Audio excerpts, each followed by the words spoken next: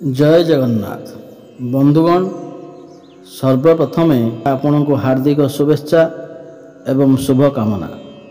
आपणकर जदि मेष राशि होता है तेबे यही वीडियोटी को थरे मात्र शेष पर्यंत देखंतु। मेष राशि व्यक्ति विशेष मानक जीवन बदलवाकू जाऊँगी। जार किछि पूर्वर समस्या लगी रही दुख लगी रही तार ए अंत हेबाकू जाऊँगी एवं पुनर्बार आपणक जीवन में सुख फेरिबाकू जाऊँगी। कारण ग्रह नक्षत्र मानक चलन में गोटे बहुत बड़ परिवर्तन हेबाकू जाऊँगी। सूर्य बुध एवं शुक्रंकर राशि परिवर्तन हेबाकू जाऊँगी जहाद्वारा आपणक जीवन में किछि बड़ हेबाकू जाऊँगी। आपणक जीवन में चलुथिबा समस्त कष्ट अंत हेबाकू जाऊँगी। आपणक जीवन में खुशी फेरिबाकू जाऊँगी। एबे आसंतु जानिबा आपणक जीवन में कौन सबु बड़ परिवर्तन हेबाकू जाऊँगी एवं केबे खुशी फेरिबाकू जाऊँगी। यह पूर्वर जदि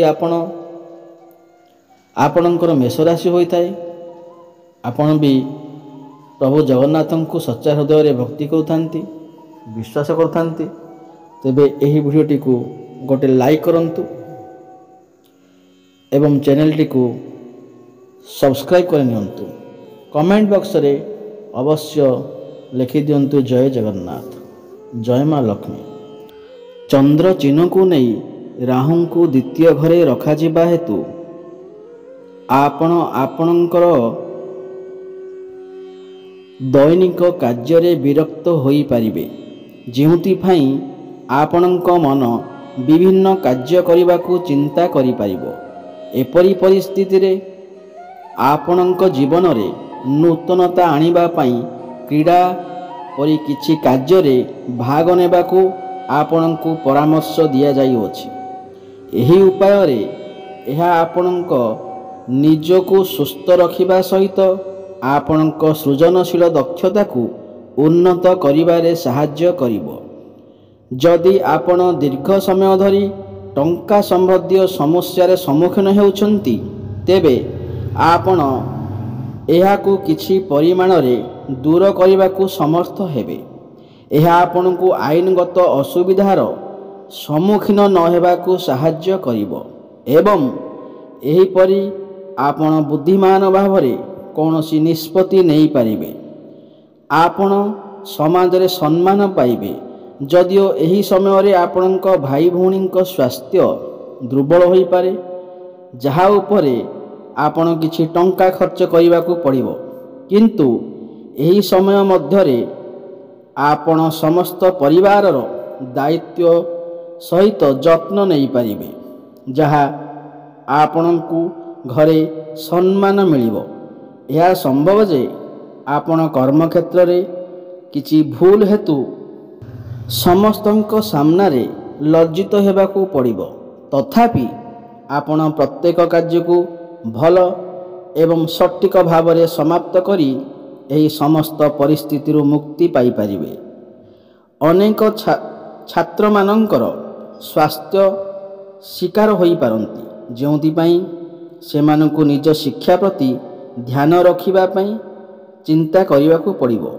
एपरी परिस्थिति रे आरंभरू आपणक स्वास्थ्यर जत्न नियंतु एवं भल डाक्टर सहित परामर्श करंतु।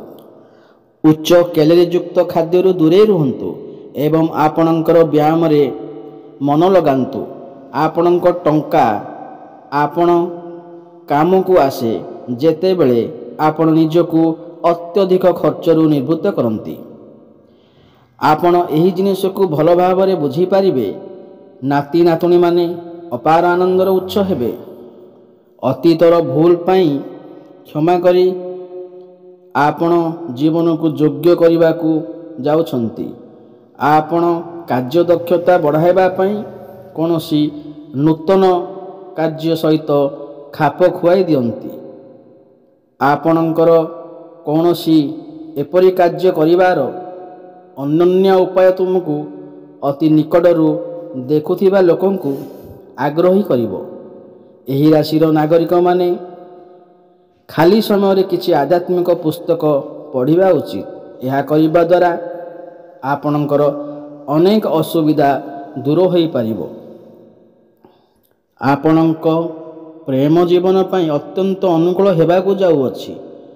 ସର୍ବୋତ୍ତମ ଅଂଶ ହେଉଛି କିଛି ଭାଗ୍ୟବାନ ଦେଶବାସୀ ନିଜ ପ୍ରିୟଙ୍କୁ ବିବାହ କରିପାରିବେ। ଆପଣଙ୍କ ବିବାହିତା ଜୀବନ ପାଇଁ ଏହା ଏକ ବିଶେଷ ଅନୁଭବ। ଆପଣଙ୍କ ସାଥୀକୁ କୁହନ୍ତୁ ସେମାନଙ୍କୁ କେତେ ଆପଣ ଭଲ ପାଆନ୍ତି। ଏଥିପାଇଁ ଆପଣ ସେମାନଙ୍କୁ ଅନ୍ୟତ୍ର ଖାଇବାକୁ ବାହାରକୁ ବି ନେଇପାରନ୍ତି, ଯେଉଁଠାରେ ଆପଣଙ୍କ ସେମାନଙ୍କ ହୃଦୟକୁ ସେମାନଙ୍କ ନିକଟରେ ପହଞ୍ଚାଇ ପାରନ୍ତି। ଆପଣଙ୍କ ଖାଇବା ଏବଂ ପିଇବା ଅଭ୍ୟାସ ବିଷୟରେ ବିଶେଷ ଧ୍ୟାନ ଦେବାକୁ ପଡ଼ିବ। ଏପରି ପରିସ୍ଥିତିରେ ଆପଣ ଯାହା ଖାଉଛନ୍ତି ସେଥିପ୍ରତି ଧ୍ୟାନ ଦିଅନ୍ତୁ ଏବଂ ଯଥାସମ୍ଭବ ବାହାରେ ଖାଇବା ଠାରୁ ଦୂରେଇ ରୁହନ୍ତୁ। ଚନ୍ଦ୍ର ଚିହ୍ନକୁ ନେଇ କେତୁଙ୍କ ଅଷ୍ଟମ ଘରେ ରଖାଯିବା ହେତୁ ଆପଣ ଟଙ୍କା ସଞ୍ଚୟ କରିବା ପାଇଁ ଭଲ ବିନିଯୋଗ କରିପାରନ୍ତି। ତେବେ ଆପଣ ଏହିପରି କିଛି କରିବା ଠାରୁ ଦୂରେଇ ରହିବା ଉଚିତ, କାରଣ ସେଠାରେ ସମ୍ଭାବନା ଅଛି ଯେ ଆପଣଙ୍କ ଦ୍ୱାରା ବିନିଯୋଗ ହୋଇଥିବା ପାଣ୍ଠି ଆପଣଙ୍କୁ ଇଚ୍ଛାକୃତ ଲାଭ ବହନ କରିବ ନାହିଁ। ଆପଣଙ୍କ ପରିବାର କିମ୍ବା ସାଙ୍ଗମାନଙ୍କ ସହିତ ପିକନିକ୍ କରିବାକୁ ବହୁତ ଭଲ ସମୟ ଅଛି। ଏହା କେବଳ ଆପଣଙ୍କ ମନକୁ ହାଲକା କରିବ ନାହିଁ, ବରଂ ଏହା ସେମାନଙ୍କ ସହିତ ଆପଣଙ୍କ ସମ୍ପର୍କକୁ ଆହୁରି ଉନ୍ନତ କରିବାକୁ ମଧ୍ୟ ସକ୍ଷମ କରିବ। ବୃହସ୍ପତିଙ୍କୁ ଚନ୍ଦ୍ର ଚିହ୍ନକୁ ନେଇ ଚତୁର୍ଥ ଘରେ ରଖାଯିବା ହେତୁ ଏକ ବୃତ୍ତିଗତ ଦୃଷ୍ଟିକୋଣରୁ ଆପଣଙ୍କ ପାଇଁ ଯଥେଷ୍ଟ ଭଲ ମନେ ହୁଏ। ଏହି ରାଶିର ବ୍ୟବସାୟୀଙ୍କ ବିଷୟରେ କଥାବାର୍ତ୍ତା, ସେମାନେ ଭଲ ଫଳାଫଳରେ ସନ୍ତୁଷ୍ଟ ରହିବେ। ଯେଉଁମାନେ କାର୍ଯ୍ୟ କରୁଛନ୍ତି କିମ୍ବା ନିୟୋଜିତ ଅଛନ୍ତି ସେମାନେ ଏକ ବହୁରାଷ୍ଟ୍ରୀୟ କମ୍ପାନୀରେ କାମ କରିବାର ସୁଯୋଗ ପାଇବେ। ଉଚ୍ଚଶିକ୍ଷା ପାଇଁ ଅତ୍ୟନ୍ତ ଅନୁକୂଳ ହୋଇପାରେ, କାରଣ ଆପଣ ସମାନ କ୍ଷେତ୍ରରେ ଭଲ ସଫଳତା ପାଇପାରିବେ। ଆହୁରି ମଧ୍ୟ ଶୁଭ ଗ୍ରହଗୁଡ଼ିକର ଗତିବିଧି ଆପଣଙ୍କୁ ଆପଣଙ୍କ ପରିବାର ସଦସ୍ୟ ସମ୍ପର୍କୀୟ ବନ୍ଧୁମାନଙ୍କ ସହିତ ସମ୍ପର୍କକୁ ଉନ୍ନତ କରିବାକୁ ଅନୁଗ୍ରହ କରିବାକୁ ଯାଉଅଛି। ବାୟୁରେ ଦୁର୍ଗ ନିର୍ମାଣ ଆପଣଙ୍କୁ ସାହାଯ୍ୟ କରିବ ନାହିଁ। ପରିବାରର ଆଶା ପୂରଣ କରିବା ପାଇଁ ଆପଣ କିଛି କରିବା ଉଚିତ। ଆପଣଙ୍କର ଆକାଉଣ୍ଟ କୌଣସି ପୂର୍ବ ସୂଚନା ବିନା ଆପଣଙ୍କ ଟଙ୍କା ସହିତ କ୍ରେଡିଟ୍ ହେବ, ଯାହା ଆପଣଙ୍କୁ ଆଶ୍ଚର୍ଯ୍ୟ କରିପାରେ ଏବଂ ଖୁସି କରିପାରେ।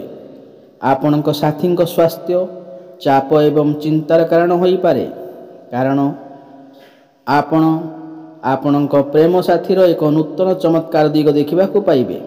ସଫଳତା ନିଶ୍ଚିତ ଭାବରେ ଆପଣଙ୍କର ଯଦି ଗୋଟିଏ ପରେ ଗୋଟିଏ ଗୁରୁତ୍ୱପୂର୍ଣ୍ଣ ପରିବର୍ତ୍ତନ କରନ୍ତି। ଆପଣଙ୍କ ସାଥୀ କେବଳ ଆପଣଙ୍କ ସହିତ କିଛି ସମୟ ବିତାଇବାକୁ ଚାହୁଁଛନ୍ତି, କିନ୍ତୁ ଆପଣ ସେମାନଙ୍କର ଇଚ୍ଛା ପୂରଣ କରିବାରେ ଅସମର୍ଥ ମଧ୍ୟ ହୋଇପାରନ୍ତି। ସେମାନଙ୍କୁ ବିବ୍ରତ କରନ୍ତୁ ନାହିଁ। ଆପଣ ସେମାନଙ୍କର ନିରାଶକୁ ସ୍ପଷ୍ଟ ଭାବରେ ଦେଖନ୍ତୁ।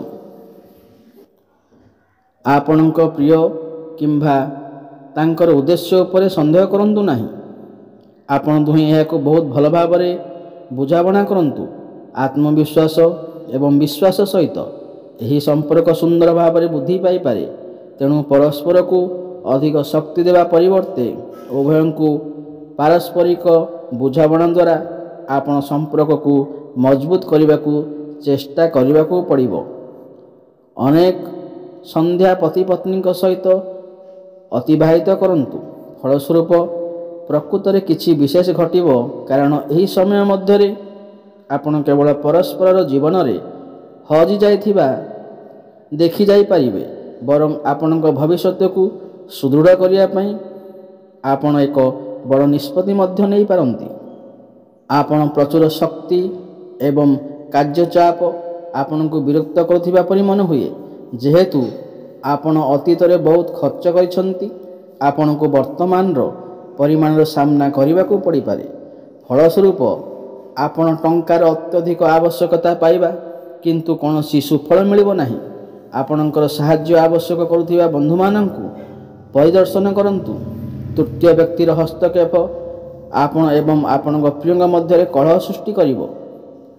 ଆପଣ ସହଭାଗୀମାନଙ୍କୁ ଗ୍ରହଣ କରନ୍ତୁ ନାହିଁ।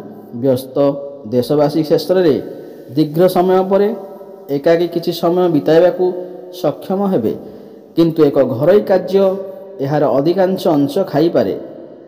ଆପଣ ଅତୀତର ରହସ୍ୟ ଜାଣିବାରେ ଆପଣ ଜୀବନସାଥୀ ଟିକେ ଆଘାତ ପାଇପାରନ୍ତି। ଆପଣଙ୍କୁ ଯଦି ଏହି ଭିଡ଼ିଓଟି ଭଲ ଲାଗିଥାଏ ତେବେ ଆପଣ ଯଦି ମେଷ ରାଶି ହୋଇଥାଏ ଏହି ଭିଡ଼ିଓଟିକୁ ଲାଇକ୍ କରନ୍ତୁ, କମେଣ୍ଟ ବକ୍ସରେ ଲେଖିଦିଅନ୍ତୁ ଜୟ ଜଗନ୍ନାଥ ଏବଂ ଜୟ ମା ଲକ୍ଷ୍ମୀ। ରହୁଛି, ଧନ୍ୟବାଦ।